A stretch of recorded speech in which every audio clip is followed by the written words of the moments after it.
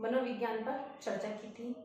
आज उसी चर्चा को आगे बढ़ाते हुए हम योग मनोविज्ञान पर चर्चा करेंगे।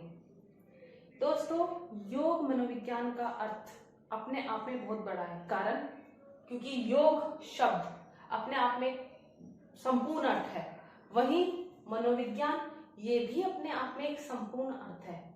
जब हम योग के बारे में बात करते हैं तो योग का अर्थ है जुड़ना,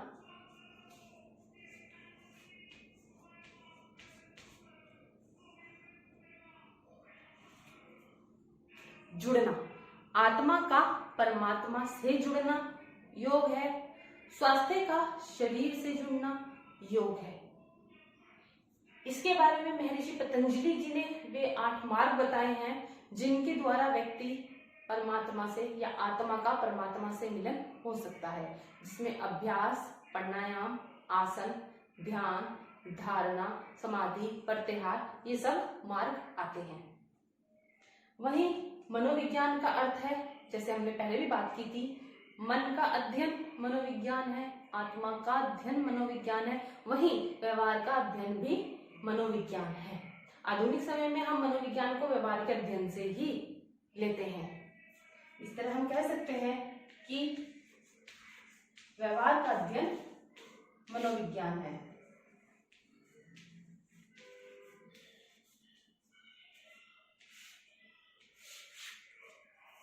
जहां योग का अर्थ तो जुड़ना है और मनोविज्ञान का अर्थ है व्यवहार का अध्ययन करना। इसी तरह हम छोटे शब्दों में या संक्षेप रूप में कह सकते हैं कि योग के द्वारा व्यक्ति के व्यवहार में आने वाले परिवर्तनों का अध्ययन योग मनोविज्ञान कहलाता है। मैं एक बार फिर से ये बात स्पष्ट करूंगी, योग के द्वारा व्यक्ति के व्यवहारों में आने वाले परिवर्तनों के अध्ययन को योग मनोविज्ञान कहते हैं। और अगर हम इसे स्पष्ट रूप में या दूसरे शब्दों में कहें तो योग के द्वारा व्यक्ति के शारीरिक, सामाजिक, मानसिक, बौद्धिक, चैत्रिक व्यवहारों में आने वाले परिवर्तनों के अध्ययन को योग मनोविज्ञान कहते हैं।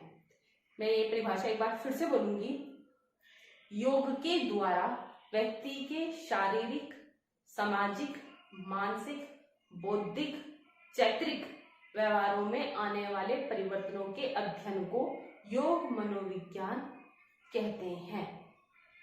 यहाँ पर दोस्तों हमने अभी चर्चा की कि योग मनोविज्ञान कैसे एक संपूर्ण अर्थ है या योग मनोविज्ञान का पूर्ण अर्थ क्या है।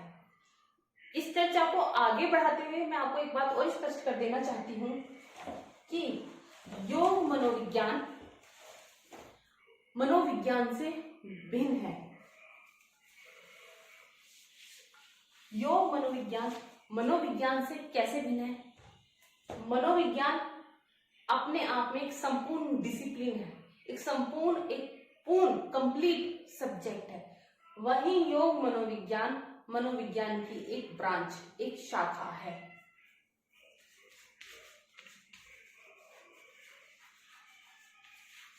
एक ब्रांच योग मनोविज्ञान मनोविज्ञान की एक शाखा है। वहीं योग मनोविज्ञान मनोविज्ञान से कैसे भिन्न है? मनोविज्ञान एक साइंस है, विज्ञान है। मनोविज्ञान साइंस है, एक विज्ञान है। वहीं योग मनोविज्ञान अप्लाइड साइंस है, व्यवहार विज्ञान है।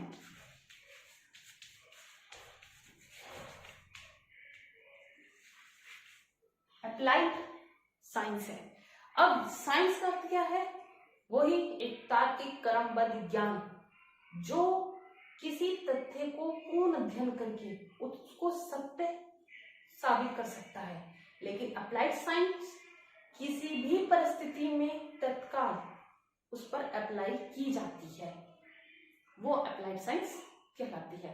तो योग मनोविज्ञान एक अप्लाइड साइंस है। आपके सामने कोई पेशेंट है जिसको मधुमेह की बीमारी है, डायबिटीज की बीमारी है, तो आप तुरंत उस पर अप्लाई करेंगे योग को, तो योग अप्लाइड हो गया।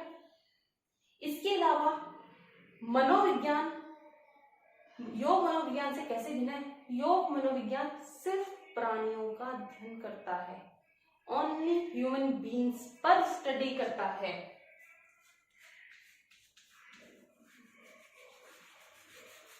योग मनोविज्ञान सिर्फ ह्यूमंस पर स्टडी करता है, मनुष्य पर स्टडी करता है, जबकि मनोविज्ञान मनुष्य, पेड़ पौधे, पशु पक्षी सब पर अध्ययन करता है।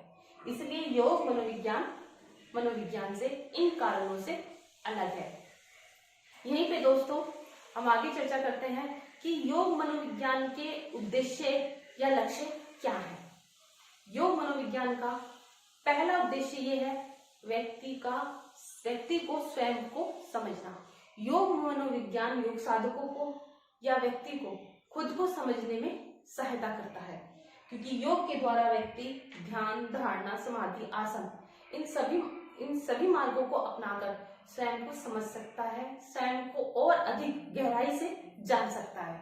वहीं योग मनोविज्ञान का दूसरा उद्देश्य या दूसरा लक्ष्य ये है कि योग मनोविज्ञान योग साधकों या व्यक्तियों में वांछित विकास को प्राप्त करने में सहायता करता है।